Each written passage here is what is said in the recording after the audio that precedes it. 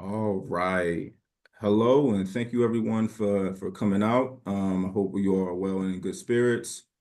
As folks continue to pour in, as usual, I'll go over just a few quick housekeeping rules. First, we're asking all attendees to remain on mute throughout the discussion. However, we do want your input and insights during this discussion, so please feel free to engage and share your thoughts in the chat, information sharing. That's always great.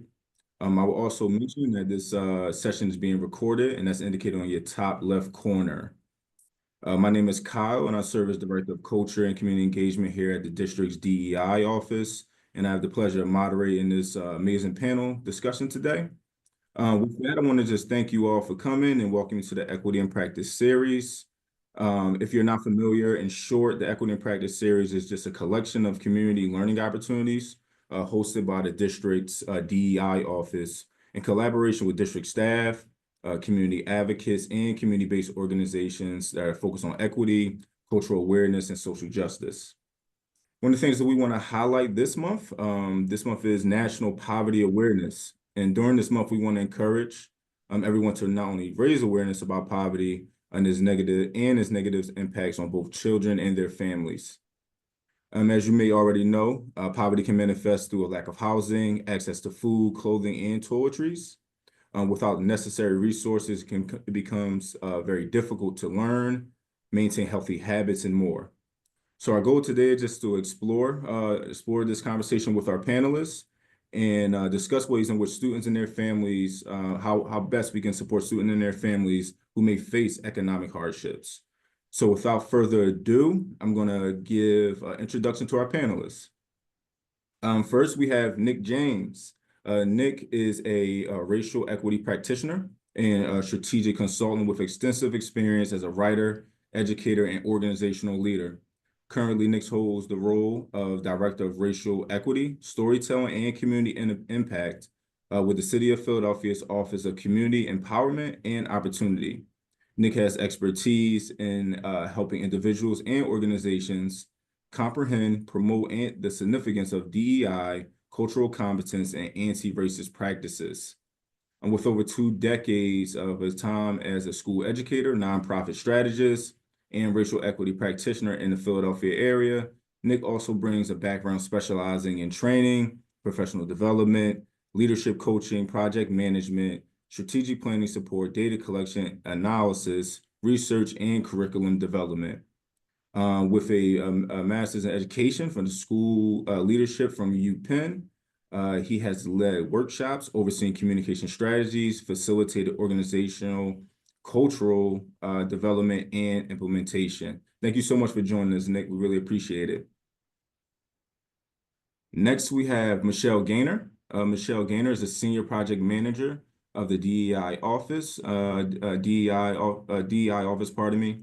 Prior to coming into this role, Michelle was a 5th grade teacher in the 19140 zip code, which is one of the among the most economically disadvantaged in the city. Michelle spent 8 years in the classroom, and in that time, worked with students from a variety of different identities and backgrounds. Thank you for joining us, Michelle. I really appreciate it. Next, we have Sheila Salonek, and Sheila works in the Office of Family and Community Engagement at the district, also known as FACE. Much of her job focuses on designing professional development for teachers, counselors, and school leaders on topics surrounding, on top of surrounding equitable family-school partnerships. Sheila has 7 years of teaching experience in the Philadelphia schools and believes in the power of community. She has a master's of education from the University of Penn, along with Pennsylvania instructional licenses in English language arts and special education. Thanks for joining us, Sheila. Next, we have Principal Bradley. Principal Bradley has been a principal at Mary McLeod Elementary since 2018. Under her leadership, Bethune's kindergarten through 2nd grade students have increased the number of students reading at grade level by 12% to support her mission of giving students access and agency. Principal Bradley has been an educator for many years, and prior to becoming a principal, Principal Bradley has served as an assistant principal, adjunct professor, middle school teacher, content specialist, and a Gear Up instructional support officer and literacy specialist, along with being a curriculum writer for the School District of Philadelphia. Principal Bradley grew up in Philadelphia and attended William H. Bodine High School for International Affairs. Thank you so much for joining us, Principal Bradley. Really appreciate it. And finally, we have Jamil Sloan. Jamil Sloan grew up in Philadelphia, navigating challenges and lessons of urban city life.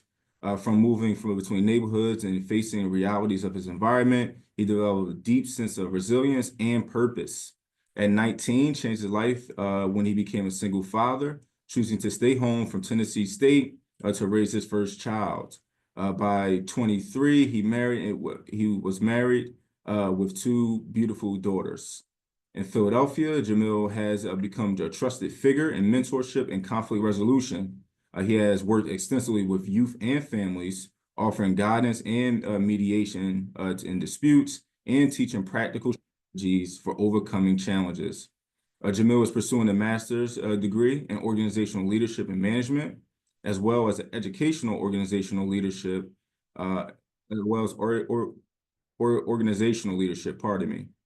Honored with a honorary doctorate in divinity and education, he combines his academic pursuits with his hands-on experience to inspire others and rise above adversity. Through his current work with the School District of Philadelphia, Jamil continues to lead with compassion, empowering individuals and their families to thrive. Thank you so much for joining us, Jamil. Really appreciate it. So let's get the conversation started. And I think my first question is going to go to you, Nick. So just so we have a little set a little ground, I want to know, Nick, what are the primary factors in your lens contributing to poverty in Philadelphia, and how do these challenges uniquely impact families with school-age children? Thanks, Kyle, and thanks to everybody for having me be a part of the discussion today. I think it's important to note that a lot of these sort of primary factors begin with systems and institutions and policies that throughout time have served, for the most part, the interests of the wealthy at the expense of marginalized people and people experiencing poverty. And some of those root causes are very much linked to what we think of as the social determinants of health, right? So things like the lack of good jobs and job growth or job insecurity, lack of good education, social injustice, lack of governmental support, lack of good healthcare, housing insecurity, environmental factors. I think all of these things impact families because they're systemic issues. But I also think that we have an opportunity to advocate collectively for systemic change if we work together from a place of community engagement and equity. And specifically for schools, I think that we can find better ways from the government space to connect with schools to support them, but then also for schools to find ways to connect with families to understand exactly what those needs are and help them find resources and supports that do exist that they may not be aware of. Thank you for that. Thank you for that, Nick. I really appreciate it. All good stuff. And I think we'll dive into a little bit of what you mentioned in regards to interacting with families and things along those lines. So I want to go to our next question. I want to direct it to Sheila first. Sheila, how does poverty influence a family's ability to engage with school communities? And are there ways to support this? That's a great question because family engagement can be greatly impacted by poverty. Their ability to interact with the community can be riddled with barriers, from having difficulty with transportation to having a demanding schedule, because impoverished families often juggle multiple jobs. It's also common for them to encounter communication barriers because of changing phone numbers or having periods where their phone is shut off because they couldn't pay the bill. And when planning school events or brainstorming ways to engage the community, these barriers should stand at the forefront of every conversation. If transportation is a common issue at your school, consider having some events at a more accessible location, like the library or rec center, or look into the zero fare SEPTA program. If a lot of your families work in the evenings, hold a few events in the morning or during lunchtime. And if there's communication barriers, try multiple modalities. Maybe even take things back to the 90s and revisit snail mail or advertise school events at local businesses or places of worship. Get creative. It's also important to keep abreast of the various resources that are available to struggling families as well. The Free Library of Philadelphia actually has this community resource guide that lists a ton of resources broken down by need. That's so helpful in responding to barriers that families might face.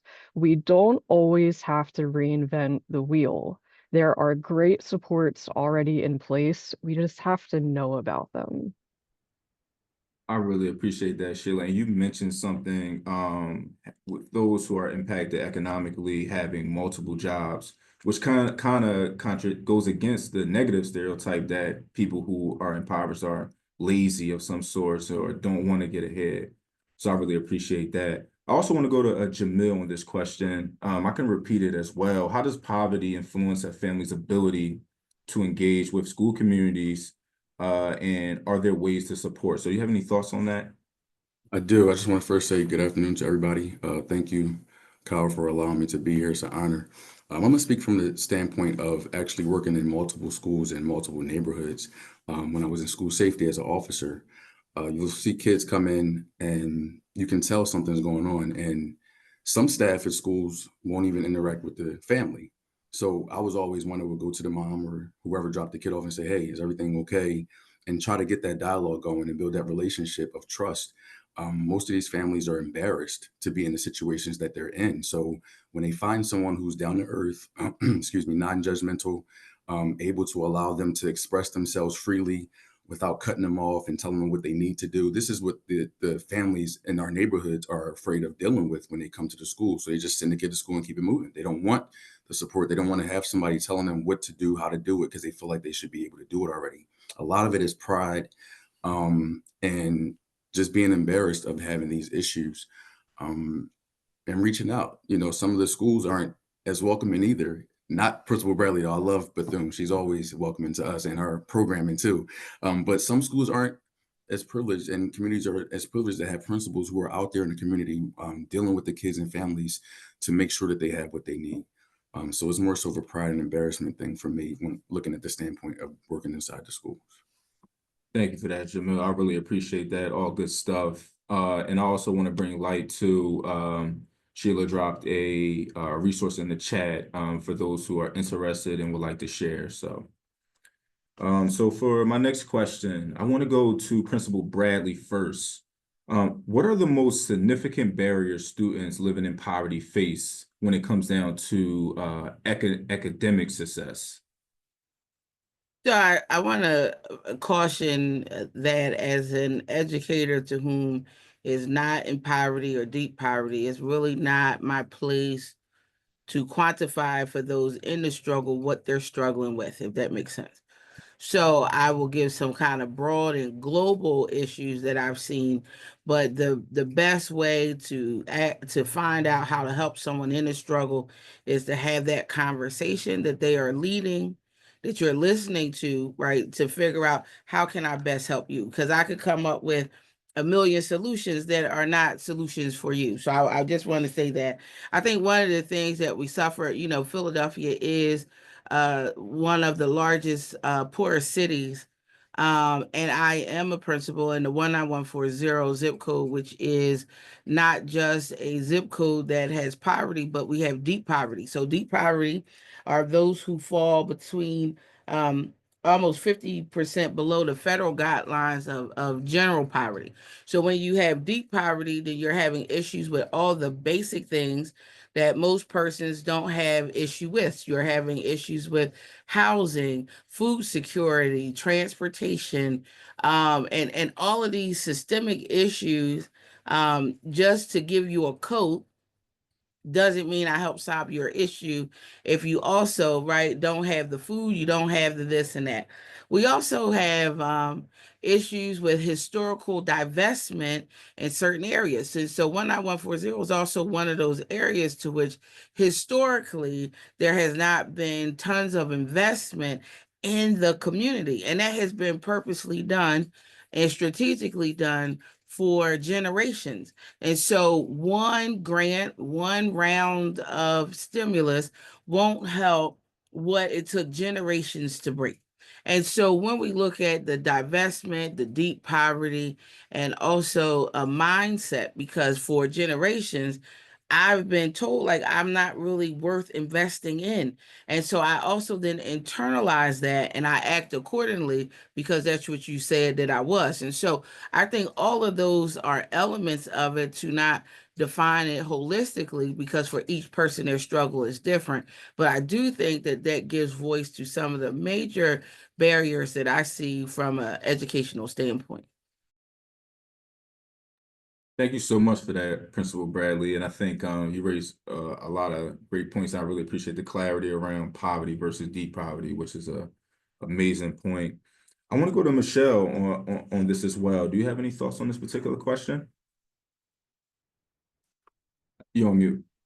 To echo what There we go. Principal Bradley said, you can't use like a broad swath to describe every child who might be living in deep poverty. Similarly, when I was in the classroom, I was in the 1140 zip code. And in my experience, some of the greatest barriers that my students faced was just a lot of what Principal Bradley mentioned. They might be experiencing housing insecurity. They might be experiencing food insecurity. They might have housing, but they might not always have utilities like electricity and heat. Um, and when I taught in an elementary school. When you're 10 years old, and these are the things that you're dealing with outside of school, it can be, and again, not for all students, but it can be challenging to then prioritize getting your homework done, getting that project that you have done. Just because you are burdened with these worries at such a young age that like many of us as adults might never experience. Um, and yet, and I think it's really important to uplift this. There are many of our students who, through Herculean efforts, succeed anyway, in spite of that, in spite of some of those challenges. And I think that's just a testament to their resilience and to the phenomenal teaching staff that we have here in Philadelphia, who show up dedicated and ready to work with our students every day. And when I say teaching, I mean like everybody in the school, like not just the teachers who are in front of them, but their entire school community who is showing up to support them and try and connect them and their families to the services that will ameliorate some of those worries for them. Thank you for that, Michelle. I totally agree. And I guess it goes back to that proverb, it takes a village. So 100% agree with that. All right, for my next question, I want to direct this to Jamil if I can. Jamil, I want to know your thoughts around how does poverty impact a student socially? And how can the impacts of this negatively impact attendance and just their overall mental health across the board? You have any thoughts on that? I do. It's so to something Principal Bradley said that stuck with me in regards to the things that are strategically done in these zip codes and neighborhoods. It becomes a generational curse for the kids to almost feel like it's normal for me to go through this. It's normal for me to not have water, or it's normal for me to come to school with no deodorant and be teased. And they become sheltered and introverted people, almost to the point where they don't talk to anyone. They don't want to be bothered with anyone because they feel like everyone's attacking them or everyone's talking about them. They're self-conscious about how they look. Their clothes might not be clean. I was working at a high school in the Northeast area, and we were doing the scans, the security scans. And a kid, you know how certain schools you can't have a hoodie on unless it's the hoodie of the school that you go to. And this kid will wear the same hoodie every day. And a couple of officers would yell at him, "Yo, take the hoodie off, take the hoodie off." And he would give him word for word, go back and forth. He was one of the, I want to say, they looked at him as one of the nastiest kids in the school. I didn't see that. I saw a kid who had something going on, but didn't know how to express himself, right? So one particular day, an administrator came and was just, going back and forth with him. I said, "Excuse me, let me talk to him real quick." And I take him to the side and I said, "Dude, you keep coming in here with the hoodie on, what's going on? You know, just tell me what's up. And he said, my shirt is dirty and my mom has not washed clothes in 2 weeks. And I stood there and I'm looking at him. I'm just like, keep that hoodie on. I'm gonna go have a conversation with them and let them know. And it's okay. You can express that, but I understand at your age, you don't know how to. So a lot of kids are screaming out for help. And because they don't know how to articulate it, then it becomes a mental health issue because I can't express myself. So now I'm boiling inside. I'm angry. I have a behavior issue. I'm depressed. I'm suicidal. And now I have all of these things because I don't know how to articulate. And nobody's looking to see the signs of me screaming out, hey, I need some help. So that's basically how I feel about the poverty affecting them socially. They don't want to talk, and mental health. They shut down, and nobody can get to them until it's that special person that they need to talk to. No, I really appreciate that, Jamil. And I think it goes back to something else that you said around two words, trust and communication, that gave you the ability to be able to resolve that issue to some degree. So I really appreciate that. I want to go to Michelle on this question as well. How does poverty affect students socially, and how can the impacts of this negatively impact attendance and their overall mental health? You have any thoughts on that, Michelle? Really similar to what Jamil just shared. The thing, in my experience, what I would notice most frequently is students who were living, who might be experiencing housing insecurity or food insecurity. Frequently, also, their families didn't have regular access to like laundry services, um, or laundry facilities, and their clothing wouldn't get cleaned regularly. And that, when you have, especially in school, especially in that, like, I taught 5th grade, so in that preteen window, like, students are very fixated on what they look like, and they're fixated on what other students look like. And just like you mentioned, they get teased. They come to school and their clothing might have a smell to it. I taught a student one year who was doubled up in their bed with a younger sibling who was like much younger, and that young person would have accidents at night, and it would get on the clothing of my student, and if it wasn't cleaned regularly, that was like a smell that they had to them at school, because they're showing up in uniform. They're trying to do all of the things you want them to do, and yet they have these barriers that you might not notice at first. And then it becomes so important as teachers to really, and as educators, as people working in schools with young people, to keep an eye out for those things so that you can connect them to like clean clothing at the school. So maybe you build into their routine that they go down to the school nurse and they change in the morning, and then you take that those clothes home and you wash them because you have laundry, you know. But I would say that was the biggest impact socially and on their mental health, is just trying to fit the mold of what you're supposed to look like at school, but not being able to fully do that. And then I've seen similar things with the kid that wears the same hoodie every day to like cover up their clothing.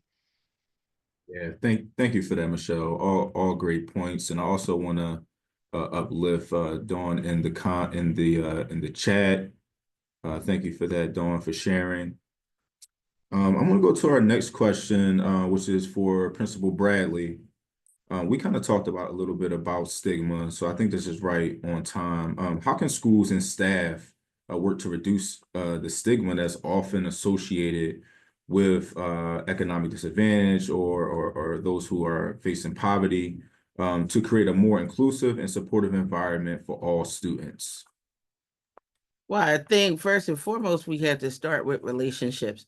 When you look at those who struggle, our students have struggled, particularly those to whom are living the most marginalized, that have the deepest issues, typically don't have relationships with the adults in the building.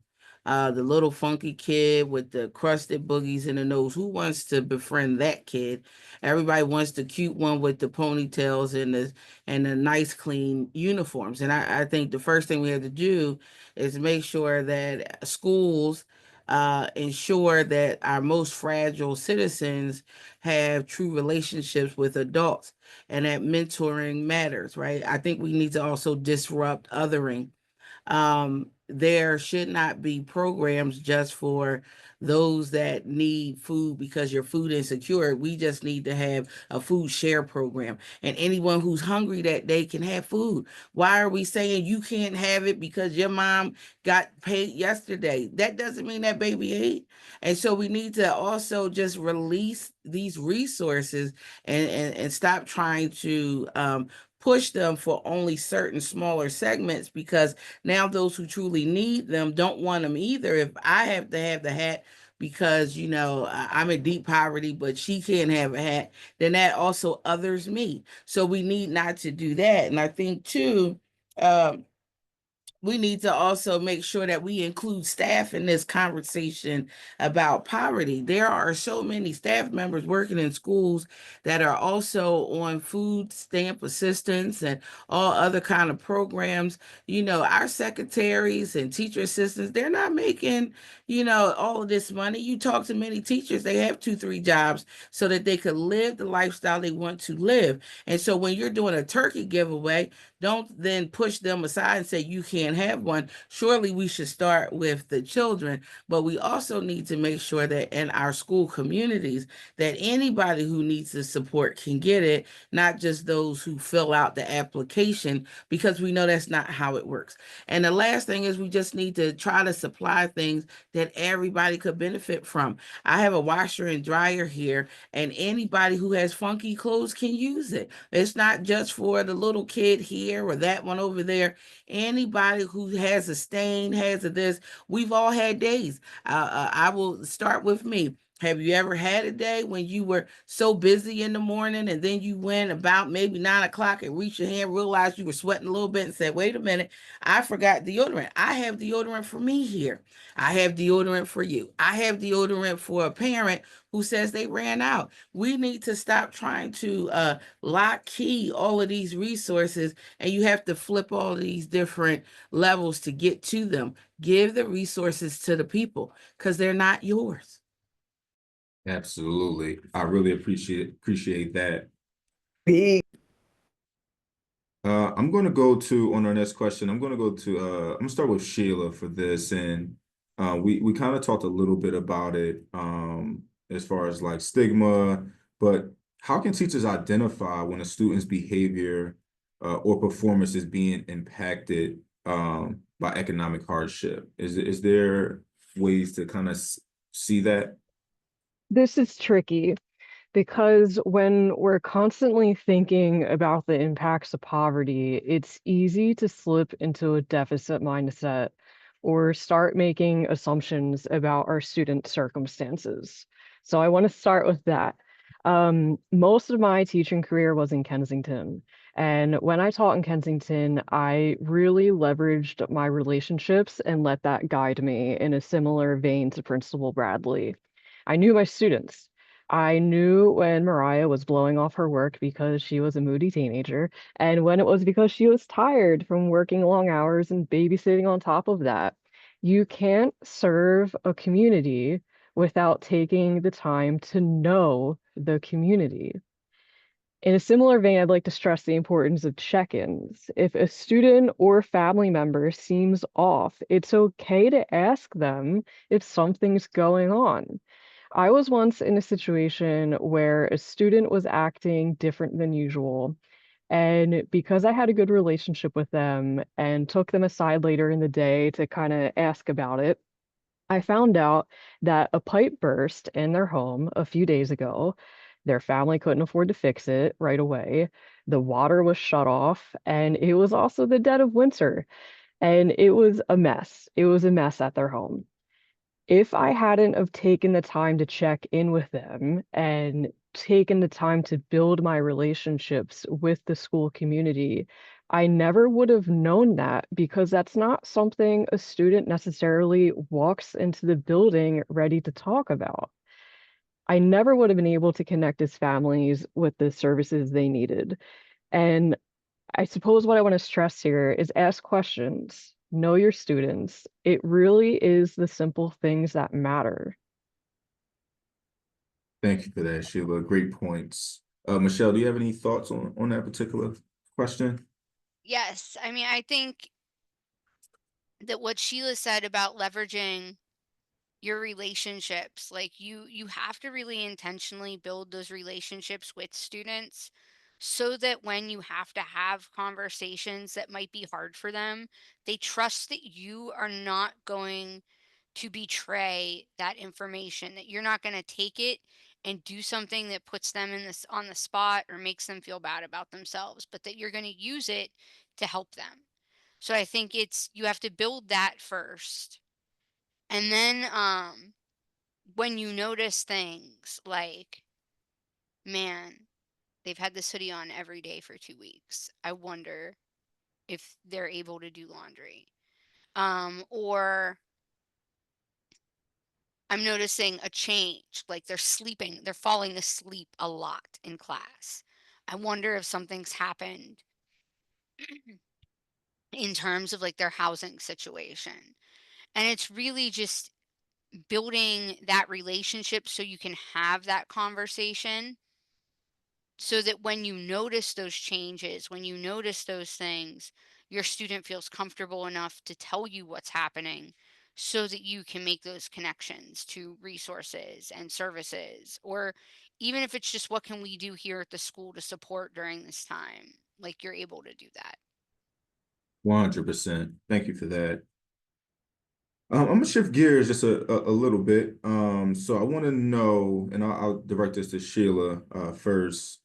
What role does culturally responsive teaching play in addressing the needs of students experiencing poverty or in economic disadvantage?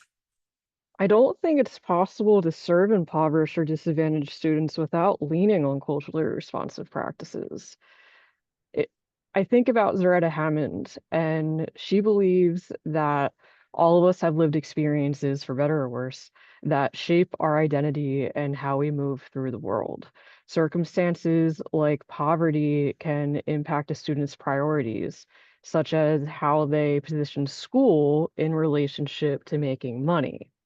It can also impact their communication styles, learning preferences, and even notions of fairness.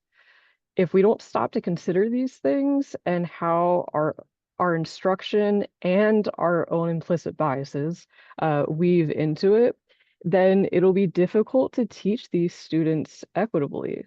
Education really isn't a one-size-fits-all process. It requires empathy and creativity and constant reflection. Thank you so much for that, Sheila. Principal Bradley, do you have any thoughts on that? Yes, I think first and foremost, we need to recognize that poverty looks different for different cultures, right? And so we have to, again, not lead these conversations with our assumptions. Just because you may see a student that may look well dressed doesn't mean that they are not in the midst of a poverty situation. Conversely, the food that one eats and the different ways that we live. As Mr. Sloan had stated before, we have families to which don't have water, that running water, right? They may not have any hot water. I grew up in a household which at least once a winter, we thought it was the norm to boil our water and take our baths in hot water because, we were running through situations. I didn't understand it. That wasn't what everybody went through. And so when you have these situations, again, to be culturally responsive is to make sure that you're providing an inclusive environment where all students should be able to thrive, where you're removing the barriers to academic success for each scholar. And that successful entry looks different for every student. And so I think that, if we can again disrupt this othering and always spend so much time pointing towards those that are less than, and just figure out inclusively how can we thrive all together, because many of our people in our communities are surviving. And I don't know about you, but when a person is in survival mode, they don't care about your academics. If I'm in survival mode, if my house just got shot up, or such and such peanut just got locked up, or such and such is having a baby, we don't even have the car seat to bring baby home. You know, these are life situations that for some of our families, that is the pulse that drives their day. All day long, they're dealing with one emergency after another, because we know that those to whom are in poverty or deep poverty, that their issues are compounding issues, right? So it's not like one thing, it's all the things, because systems are broken for them for all the things.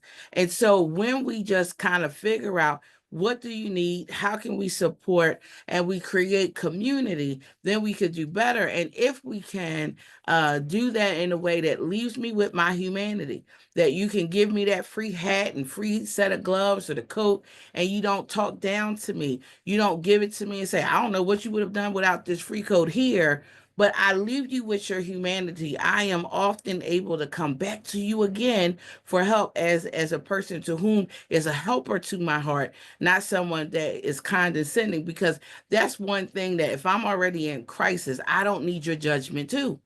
You could keep it. And matter of fact, I'm gonna tell you, keep your coat. Never mind. The kids like, but we need that food. No, we don't. You can keep it. And I've seen those situations because people were not giving you your humanity. You have denied the supports that you need, because at the end of the day, respect is due. And so we just have to make it easier. I'll leave this question with this. Dr. Mary McLeod Bethune, to whom Bethune is named after, she said, to enter to learn, depart to serve. And that's something that's global and universal. Everybody has something to give. You just have to tap in, and as young people say, lock in, right, to figure out what that thing is. And so I might not be able to give you physical, tangible resources back, but I could give you time as a volunteer. I can give you labor if you need some things pushed from here to there. Figure out how they can keep their humanity while they're receiving support from you. It goes a long way. Absolutely. I totally agree. I really appreciate that. So our next question for our panelists, I want to switch things up just a tad bit, and I think I want to go to Nick on this question first, if I may. So Nick, what as within your office, how can schools in your mind, and not just school, but also communities, build trust and partnerships with parents and adults who may feel marginalized due to economic struggles? Do you have any thoughts on that? I do, and I think some of it's been mentioned previously. There are opportunities. I think Michelle was talking about, really getting to know students and their situations by paying attention, by asking the right questions, by building those relationships that are based in trust. I think there's opportunities for not only the educators in the classroom, but the other supports and resources within the school, human supports and resources within the school, to build those same relationships with families, to understand, deeply and take good care in understanding what it is that families are going through at home, how it impacts, potentially a student's behavior, or what a student is getting or not getting out of the school day. And also, if there are economic struggles or families that are experiencing some level of poverty, what can the school do to sort of take that data and build better programming around it, so that families feel that support, that support is communicated in a way that's clear, that's brought as a service, not as just like an attachment to a profile, but really a service to the families that schools are meant to support, and the students that schools are meant to not only educate but also protect. Absolutely. I appreciate that, Nick. I want to go to Jamil. Do you have any thoughts on that particular question? I'm happy to repeat it if needed. Yes. So the partnerships with parents is very interesting to me, because as we stated earlier, you have to be that person who is extroverted to actually have the conversation with the parent to build that relationship. And I don't want to play devil's advocate, but I'm gonna defend some educators now because most educators are so busy dealing with discipline issues and trying to make sure IEPs are compliant, and there's no time to build a relationship with a parent, right? So where do the counselors, school safety officers, all of these other uh, bodies in the building need to step up and start speaking to these parents and then passing the information to the proper resources? Like, I really don't understand the mindset of some folk that come and work in buildings and don't know how to engage the community that the building is in. So for me, like standing outside in the schoolyard, waiting for kids to come in, I'm speaking to parents. I'm talking to the students that are coming in. I'm asking how the night was, so I know how the day's going to be. And when parents see that you're interested in investing in their children that way, they'll be more prominent to share with you what's going on. If they need help, they'll feel comfortable to say, "Hey, Officer Sloan, when I was there, like, I need this. Do you know how I can get this? Do you know you can put me in touch with? I don't deal with the counselor." Or you have parents who have issues with certain individuals in the building who they need that help from. So what you would do is be that middleman, that mediator. And that was always where I was at. I was always for, I know you don't like the principal, but this is something you need and your child needs. So let's have this conversation. Let's get that aside and get what you need from the people that you need to get it from. So it's all about the relationship and it's all about the person, the educator and the family. They both have to work together to make sure that this works. I mean, it can't be just the educator figuring out what the family needs, but the family has to be forthcoming in what their issues and needs are as well. I love that and really appreciate it. I'm on this question too. I definitely want to hear from Sheila as well.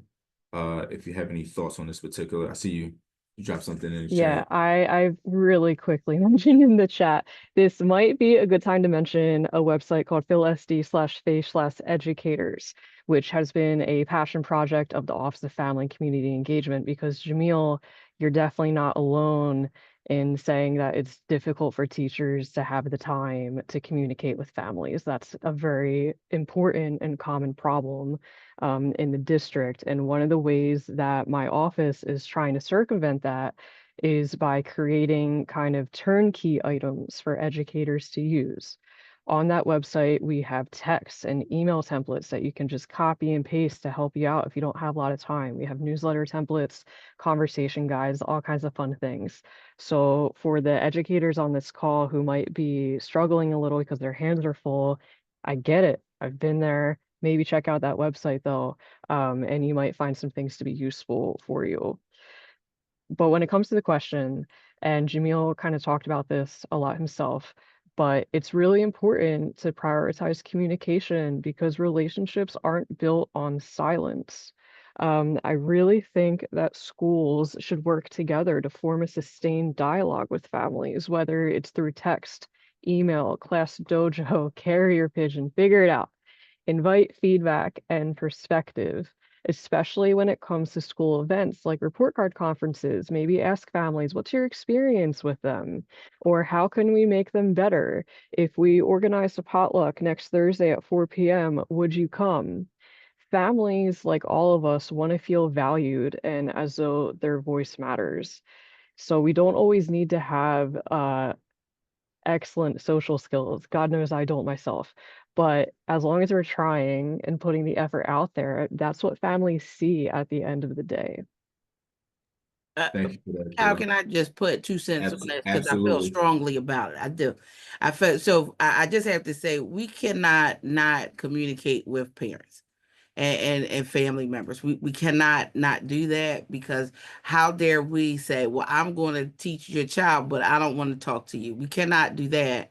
But we also have to not put all of communication and solution on the backs of educators and schools. It's a community effort. So we should all be figuring out as a community when they close schools because it's cold outside. I need then there to be other rec centers and other places that can open as warming stations and food stations for children so they still can eat. And then we don't have to have a day where we open a whole school and then we only have 25%, 40% attendance. So it is a community issue. I think also that we have to remember, Frederick Douglass said, it's easier to build strong children than to repair broken men. That's what he said. And it's still very appropriate today. Prevention and intervention is so much easier to do, and it's so much cheaper than if we are now trying to work with our justice impacted returning brothers and sisters to whom now have records and felons. They can't vote with this. They can't serve on juries. They can't now have to navigate for you. It's easier when you're heading down a certain path for me to try to disrupt you on that path and get you back over here prior to you going all the way. But that can't rest simply on schools and teachers. That's a community thing. So we have to open up the doors to schools and allow our community to have voice, but also responsibility for the community's children. It should not rest on us alone in a school to do all the work. That's a community effort. Amazing point, Principal Bradley. I really appreciate that. So for our next question, I want to go to Nick first for this. And I think you mentioned this before, Nick, but see if you could flesh out this. How does intergenerational poverty affect students and community members? How does it impact their perspectives on the future? And how can we work to kind of break the cycle in those particular communities? You have any thoughts on that? Yeah, I do. And think about this question a lot. I think in a lot of the work that we see in our office, sometimes people in these situations don't even know that the resources and supports exist. And as it relates to young people, as a part of this sort of cycle over time, don't always see pathways out of poverty. And when we think about intergenerational poverty, we're talking about cycles of poverty over time that are deeply embedded in systemic and institutional injustices. There's a lack of intergenerational capital, which makes it very difficult to climb the economic ladder. So if you're a young person whose family over generations has been experiencing poverty, what does that look like to you? What other reality do you have, right? So I think that there's an educational component to this where we need to be talking about these issues in school and at home, right? There's a history of a racial wealth gap across our country and specifically in the city of Philadelphia that impacts many of our school families and students. An initiative that the Office of Community Empowerment and Opportunity has taken on, the city of Philadelphia received a grant to engage what's called the City Start Initiative, which really gives us an opportunity to examine what the racial wealth gap is in Philadelphia, but also as a part of that initiative, really tell the story of wealth over time in the city of Philadelphia. And I see that as an opportunity to engage schools, families, students in understanding from some sort of an information sharing, but also a community engagement perspective, sharing in what that racial wealth gap story is, and what are some of the ways in which we can lean on some of the experiences of people who may be experiencing poverty to help us understand that story better so that we can enact change, so that we can advocate for better policies or different policies. I think that there's a real opportunity for city government to partner with the school districts to help make that happen. That sounds amazing. Thank you so much for that, Nick. I want to go to Principal Bradley. You have any thoughts on this particular question? I think the Maasai tribe, and I trip out sometimes when we say things like tribe. Is really just another way to just say a group of folks, right? A community. But the Maasai of Tanzania and Kenya, they greet each other. And how are the children? I think when we talk about intergenerational poverty and mindset, we have to first talk about intergenerational trauma that is held in our bodies, is held in our actions. We have to acknowledge that sometimes when you are met with a hostile parent at a school about a very basic situation, my child lost a book bag, but they're coming in cussing and fussing and on 10. A lot of times it has nothing to do with you nor that situation. They just had a very bad a situation or experience with school themselves as children.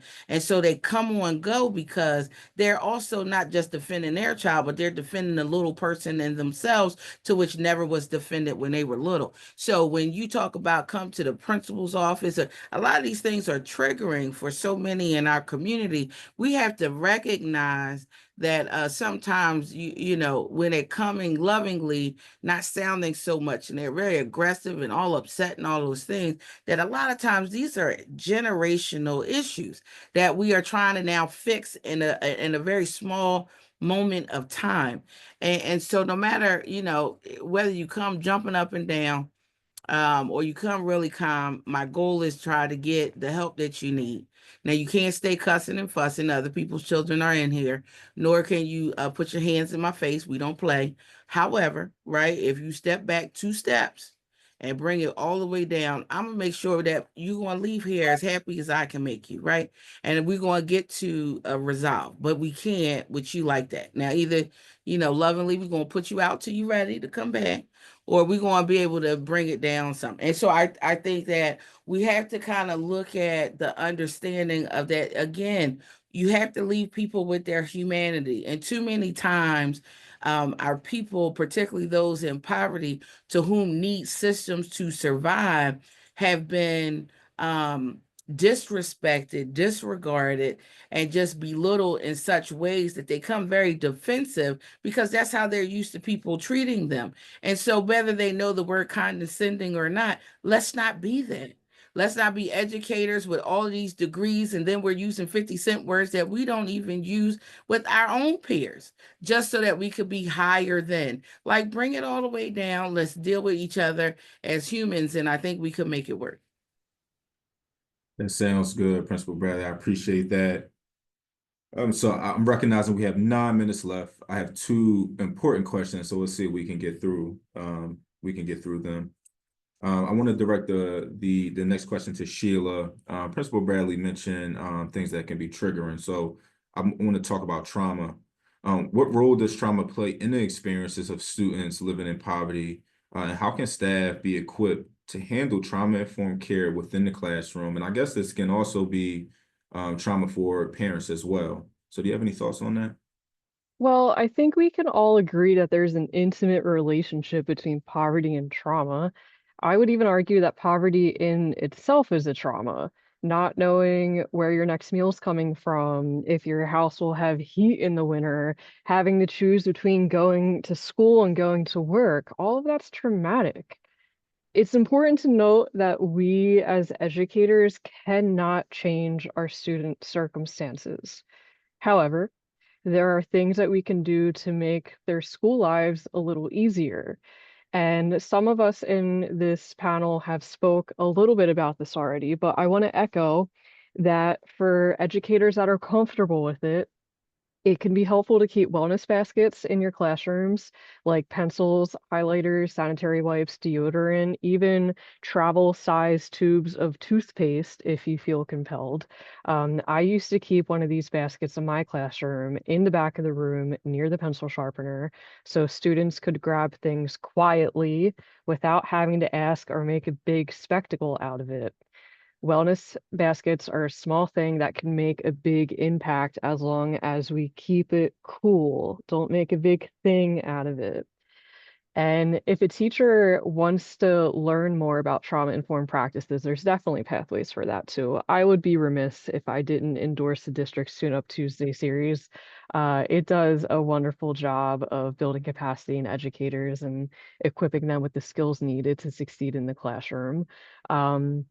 And if there's readers in the crowd, I would strongly suggest Culturally Responsive Teaching in the Brain by Zarda Hammond and Unearthing Joy by Goldie Muhammad.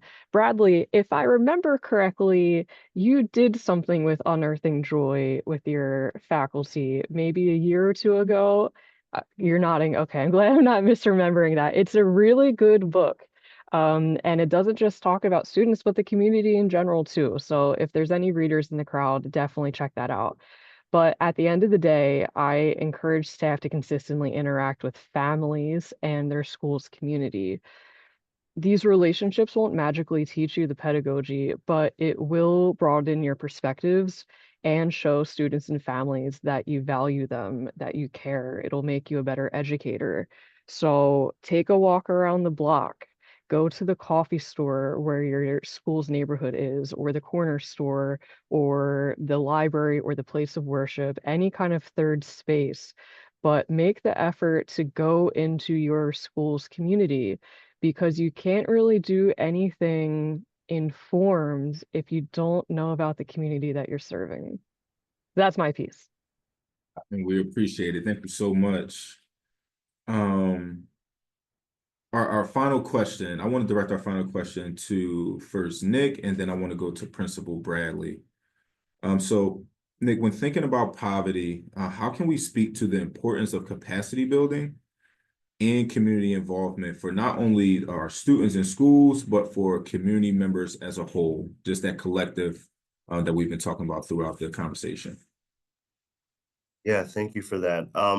I firmly believe in the possibility and the opportunity for Philadelphia residents and community members to change false narratives and to create and control their own narratives. And we can do that. We can support that by engaging communities at various levels to inform, to consult with, to collaborate with. But ultimately, what we want to try to do is defer to the community members that we are supporting or working with as experts in their own experience. And I'm going to use this opportunity to plug some of the services that our office provides. The Office of Community Empowerment Opportunity offers a number of things, and I'm going to put our website in the chat. Folks have access to that. But, you know, we have a Civic Engagement Academy learning series for residents of Philadelphia, which is geared toward helping them get more involved in their communities with strategies on how to do that. We offer a volunteer support program for organizations which supports groups that rely on volunteers to carry out their missions. We have a benefits access unit, which sort of houses our Benephili program, which is literally a program where we share resources one-on-one with community members. Right now, we are also, that program is housed within 404 for the School District of Philadelphia, and we are campaigning to have those programs available in other schools across the city. We do income tax prep free of charge for residents.